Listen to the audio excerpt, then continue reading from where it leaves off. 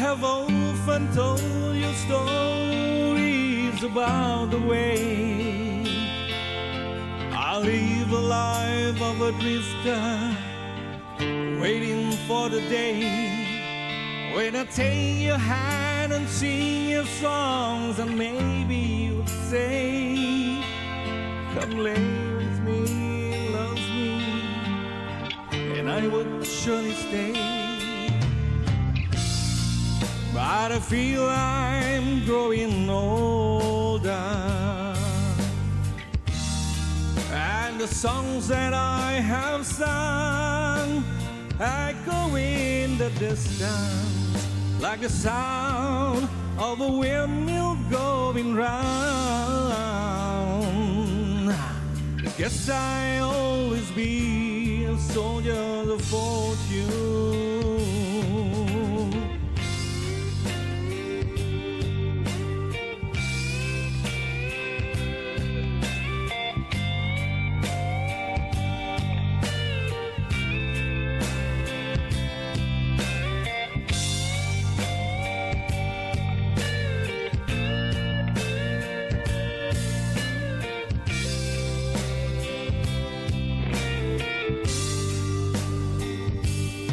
Many times I've been a traveler, I looked for something new.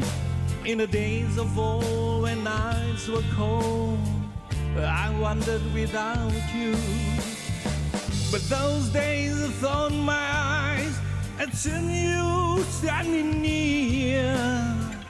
Though the blindness is confusing, I know that you're not there. But I feel I'm growing older, and the songs that I have sung echo in the distance like the sound of a windmill going round. Guess I'll always be a soldier of fortune. I can hear the sound of a windmill going round. Guess I'll always be a soldier of fortune. Guess I'll always be a soldier of fortune. Yeah, silakan. Silakan. Waalaikumsalam, Abang Ferry. Apa khabar? Alhamdulillah. It's good to see you. Ya, Good to see you. Okey. Silakan, Abang Ferry. Terima kasih. Ya, itu dia satu suara yang saya percaya mengimbau kembali ya kita tahun 80-an dahulu tapi masih kekal bertenaga saya lihat. Alhamdulillah masih diberikan rezeki. Alhamdulillah. Tapi tenaga maklumlah dah meningkat hampir 60 tahun, pastilah tak serancak dulu lagi. Kita harus akur kepada takdir dan juga fitrah Allah. Ya. Kalau dah umur 60, kita terimalah sebagai 60. Sekarang tak boleh 60. jadi 20. Sekarang umur berapa?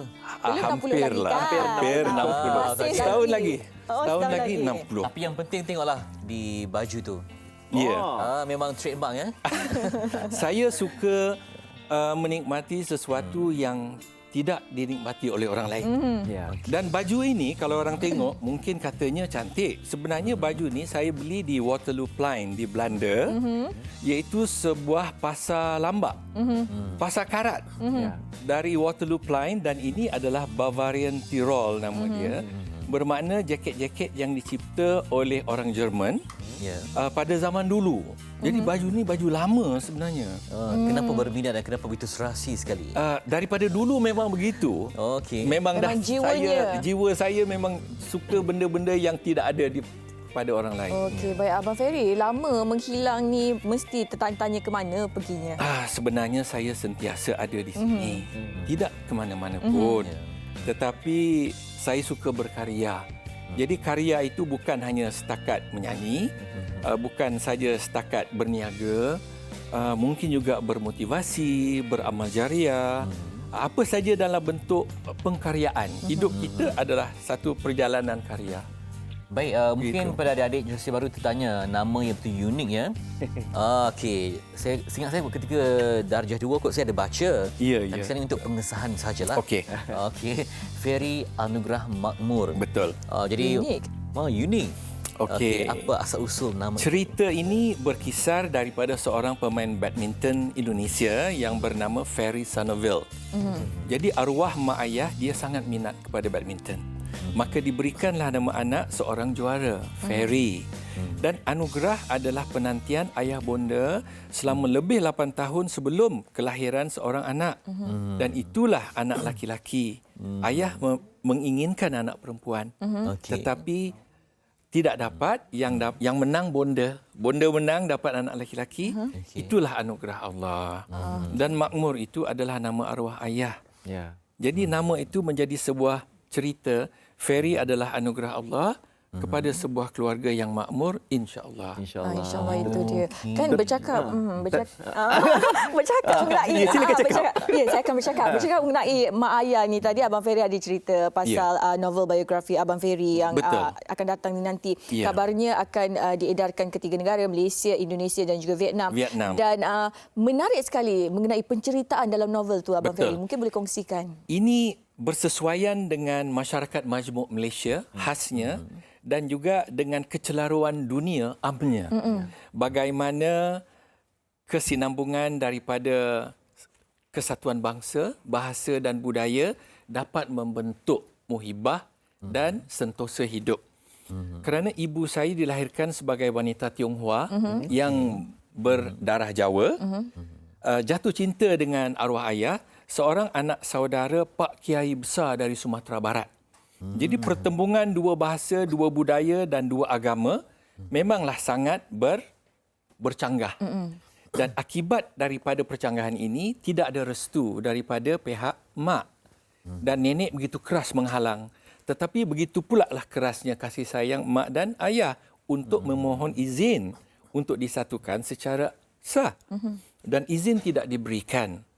Dan tidak ada jalan lain, mereka berani untuk menongkah arus, berjuang apa saja demi kehidupan yang bersih, bukan kehidupan yang salah. Meminta izin untuk pernikahan tidak diberikan, maka mereka sanggup untuk meninggalkan rumah. Dan akibat daripada peninggalan rumah, mak disumpah oleh nenek sehinggalah penderitaan hidupnya bergelora sehingga ke akhir hayatnya. Jadi penceritaan ini dapat satu pedoman untuk ibu bapa hari ini, berikanlah restu kepada anak-anak sekiranya mereka ingin berkahwin. Akibat daripada tidak adanya restu, maka boleh menjadikan novel ini sebagai satu pengajaran. Ya, dan juga sebagai mungkin rujukan lah ya untuk Betul. mereka. Kalau anda perhatikan ya, Abang Ferry ni sebenarnya memang mempunyai bakat yang luar biasa lah. Ya, kalau kita lihat dari segi biografinya, sejarahnya, ya, bermulanya kerjanya bukan saja sebagai seorang penyanyi tadi kita lihat, sebagai penulis novel, kita juga boleh perhatikan Penyampai TV. penyampai TV, Mungkin ada lagi tak yang kita pramugara, tahu. tukang masak. Pernah terbang. Semua banyaklah sebenarnya. Jadi macam mana kepuasan dengan multi skill yang anda miliki? Okey. Saya dilahirkan dalam satu keluarga yang sangat miskin. Dan modal orang tua saya hanyalah nasihat. Modal orang tua saya adalah kasih sayang. Dan saya dibekalkan oleh keseluruhan modal-modal yang sangat penting ini. Yang pertama modalnya adalah kejujuran. Kejujuran dan juga kerja keras. Dan kerja keras itu ekorannya adalah multitasking. Multitasking itu adalah keupayaan melakukan berbagai-bagai kerja dalam satu masa. Tujuannya adalah untuk merangsang dan menaik taraf prestasi kita. Jadi kebetulan saya memiliki banyak minat dan minat-minat itu saya bawa ke tengah dan alhamdulillah mendapat reaksi yang baik daripada teman-teman, daripada masyarakat. Dan terutamanya perniagaan, kerana perniagaan itu adalah seperti mana Nabi kita, 9/10 daripada rezeki itu datangnya dari perniagaan, maka saya berniaga. Dan perniagaan itulah yang membawa saya ke mana-mana dalam kerjaya penerbangan Sri Pentas Malaysia. tahun bila tu? Sri Pentas waktu masih di belakang New Straits Times dulu, di sebelahnya Kilang Kari. Dan saya menjadi host music bersama dengan Melissa Saila. Waktu itu Azwan Ali sedang melanjutkan kuliah di Universiti Malaya. Jadi saya mengisikan ruang kekosongan tersebut. Juga saya menganjurkan program memasak. Dan program memasak itu sejurus sebelum Chef Wan balik ke Malaysia. Jadi sewaktu saya masih lagi menjalani program memasak, saya bertemu Chef Wan di luar set. Dan beliau akan mengambil alih program tersebut. Begitu. Abang Ferry dah lama berkecimpung dalam industri ni sejak tahun 80 90-an lagi. Yeah. Pastinya pelbagai onak rintangan dilalui Abang Ferry. Mungkin Betul. Abang Ferry boleh kongsikan kepada penonton kita. Alright. Mungkin ada kisah suka duka, tak kisahlah dari segi percintaan ke ataupun kewangan dan sebagainya yang boleh Abang Ferry kongsikan. Bagi saya, dalam kehidupan ini kita wajib memiliki stres. Stres kalau kita ambil secara positif, ia akan menjadi satu daya rangsang untuk memotivasikan diri kita.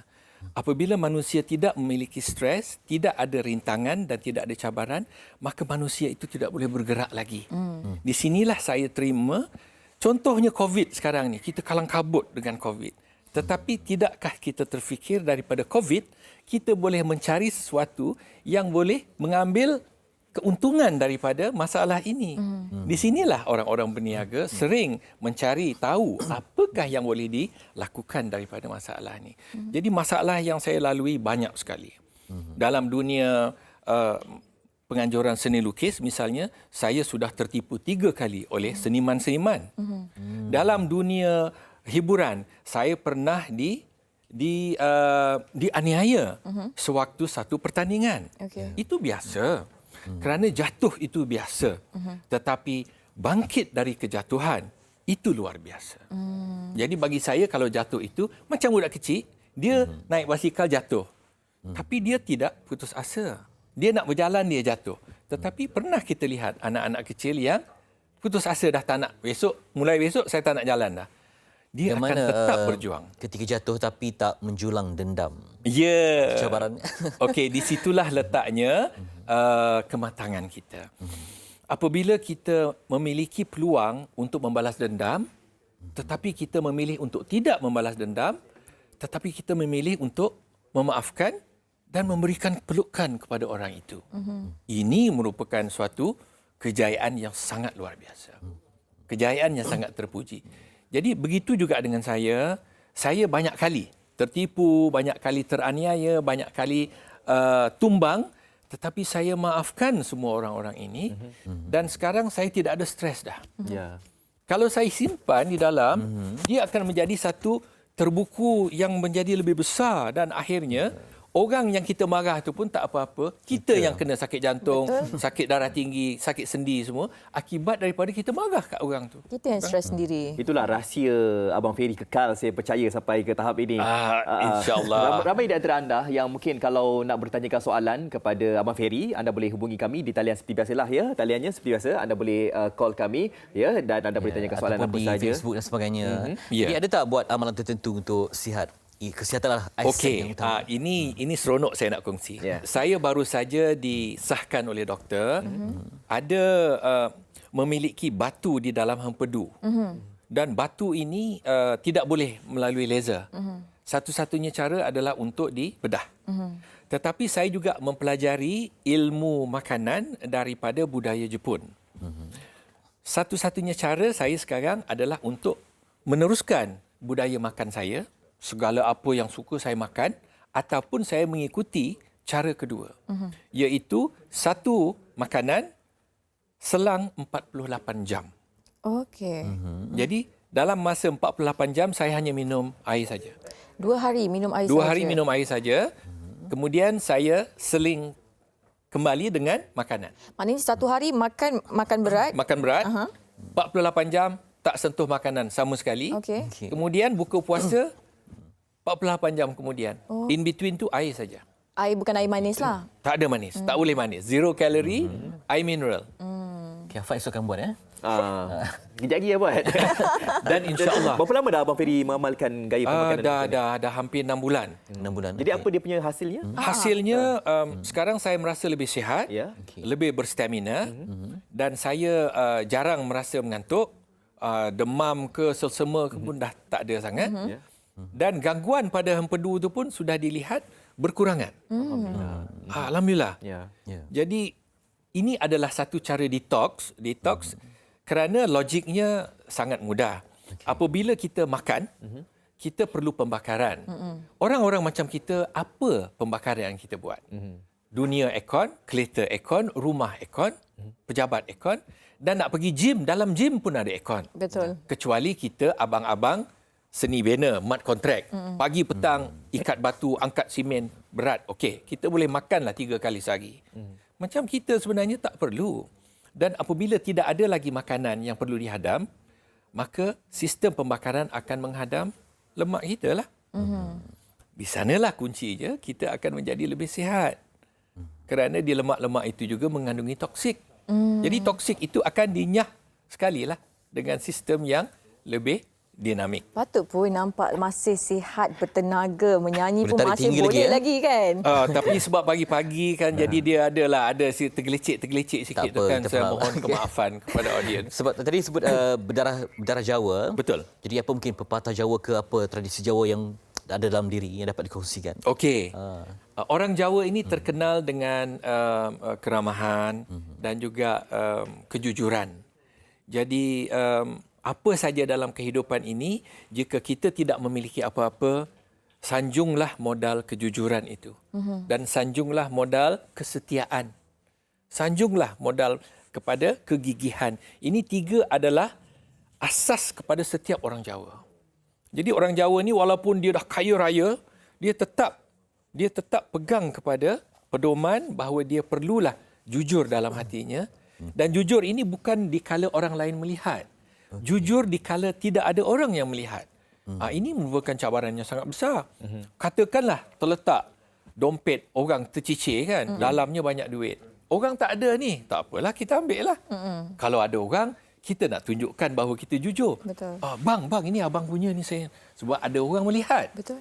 Jadi itu tidak jujur lah namanya, itu berpura-pura. Betul. Itu pepatah orang Jawa lah kan. Abang boleh berbahasa Jawa? Ya, iso tu. Ngomong Jawa. Ya, Cakap masalah Jawa. lo sampai orang Jawa tu.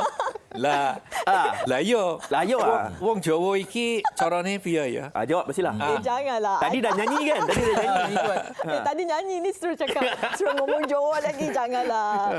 Wong Jawa iki ono di skon Malaysia ya ono. Skon Indonesia ya ono. Nang dindi kuwi wong Jawa ki iso survive paten. Soale survival wong Jawa iki wis tekan keturunan biyen sampai saiki wonge kerjane keras. Jujure paling jempol. Bar kuwi semangat perjuangane wong Jawa iki apik tenan. Ya, insya-Allah. Alhamdulillah. Walau patutnya kena ada subtitle kan kat bawah kan supaya kita dah kebeli. Jadi ayah saya orang Padang. Dan Padang. saya juga boleh berbahasa Minang. Padang. Macam-macam bahasa lah boleh ya. Boleh. Abang Ferry, ada 2 minit lagi ni Abang Ferry. Okey, Abang Ferry dah menceburi pelbagai bidang dan jadi penyanyi dan sebagainya. Dalam masa beberapa tahun lagi ni, apa lagi perancangan? Mungkin belum lagi dikecapi, apa mungkin nak inginkan selama ni? Saya inginkan novel ini jika sekiranya mendapat perhatian dan respon baik dari masyarakat, saya ingin membuat filem daripada novel ini. Dan saya welcome, saya alu-alukan kepada sutradara di Malaysia, sutradara di Indonesia untuk mempertimbangkan kandungan novel ini kerana ia menciptakan satu kesatuan hati. Dan ini merupakan satu persaudaraan Malaysia dan Indonesia. Adalah sulaman Vietnamnya di sana kerana isteri saya orang Vietnam. Jadi dia akan dialih bahasakan ke Vietnam dan novel ini juga insya-Allah akan dijual di Vietnam. Isteri Vietnam. Isteri saya orang Vietnam. Dia anak kacukan apa ya? Ada Jawa, Cina. Ya, jadi Macam-macam adalah kacukan. macam fried kway teow campur dengan bun kasau. Bun kasau itu adalah masakan Vietnam yang Tapi kopi Vietnam memang terbaik ya? kopi Vietnam terbaik. Yes, memang Dengan sedap. kopi sekali. Vietnam. Promote lah ke. Tapi nak puasa 44 jam. Itulah dia. Itu semua makanan pula. Ya, jadi itulah dia saya rasa abang ni umpama permata lah ya. Alhamdulillah. Macam bakat, moga-moga semua ilmu ada dan saya kalau tak dikongsikan moga terlaksana impian novel. Terima Dan kasih. juga mungkin impian lebih banyak roadshow saya kira jawara untuk berkongsi motivasi. Perlu saya cerita sedikitlah. Kata-kata mutiara untuk novel ini akan diberikan oleh 2 orang tun di Malaysia. Ya. Itu merupakan satu penghormatan yang saya sendiri merasa sangat terharu dan merasa kerdil di atas penghormatan 2 orang tun kepada novel yang akan dipasarkan dalam masa 2 minggu lagi, insya-Allah. InsyaAllah. Jadi memang betul-betul anugerah dan jawapan nugraha. Apa apa? Bolehlah bunyi Pandai. lanjutan. Anugerah? Tak, banyaklah nama-nama sebegitu. Itu di Indonesia memang ramai lah. Baik. InsyaAllah. Dan kita ada perkongsian sebenarnya nak kongsikan kepada anda. Jangan lupa untuk saksikan filem hebat sempena Tahun Baru Thor Ragnarok pada Jumaat esok 1 Januari 2021 jam 10 malam hanya di TV3. Sebab kita dah pun masuk tertib menghitung tahun baru tanpa sambutan, tapi tak menghalang untuk kita terus nikmati kehidupan yang lebih baik dan tenang. Sebab hidup ini adalah sebuah anugerah untuk mencapai kemakmuran. Jadi kita buat koleksi ya, baju-baju? Ada galeri? Ada. Kalau Fitri nak datang, jemputlah. Saiz tak? Sama saiz tak? Boleh. Okey, terima kasih juga kepada Terima kasih Abang banyak. Ferry Anugerah Makmur. Terima kasih kerana sudi datang. Di atas